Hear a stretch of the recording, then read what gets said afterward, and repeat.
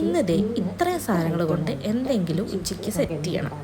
അപ്പം ഞാൻ ഓർത്തൊരു rice set ചെയ്യാമെന്ന് വിചാരിച്ച് അതിൻ്റെ അകത്തോട്ട് കുറച്ച് നെയ്യും എണ്ണയും അതിലോട്ട് ഹോൾ സ്പൈസസ് ഒക്കെ ഇട്ടിട്ട് നന്നായിട്ടൊന്ന് റോസ്റ്റ് ചെയ്തിട്ട് നമ്മുടെ അരി കൂടി ഇട്ടു. അരി എന്ന് പറയുമ്പോഴത്തേക്ക് ഒരു കപ്പിന് 1.5 കപ്പ് വെള്ളമാണ് നമ്മൾ എടുത്തേക്കണത്. അതത്രയും വെച്ചിട്ട് നന്നായിട്ട് വിസിലടുപ്പിച്ചെടുത്ത് മാറ്റി വെച്ചു. എന്നിട്ട് ഒരു പാനിലോട്ട് കുറച്ച് എണ്ണ ഒഴിച്ച് അതിലോട്ട് ഇഞ്ചി വെളുത്തുള്ളി അതേപോലെ പച്ചമുളക് സവോള തക്കാളിയൊക്കെ ഇട്ട് നന്നായിട്ട് വഴറ്റി കുറച്ച് മല്ലിയില ഇട്ടിട്ടുണ്ട്.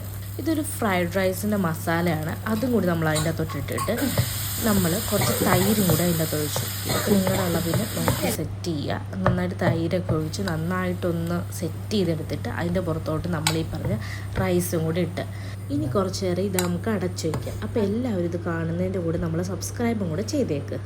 എന്നിട്ട് നല്ല പപ്പടവും അച്ചാറും കൂടിയിട്ട് കഴിച്ചു. ഒരു വെജിറ്റബിൾ ബിരിയാണി എന്നൊക്കെ പറയാം വേണമെങ്കിൽ.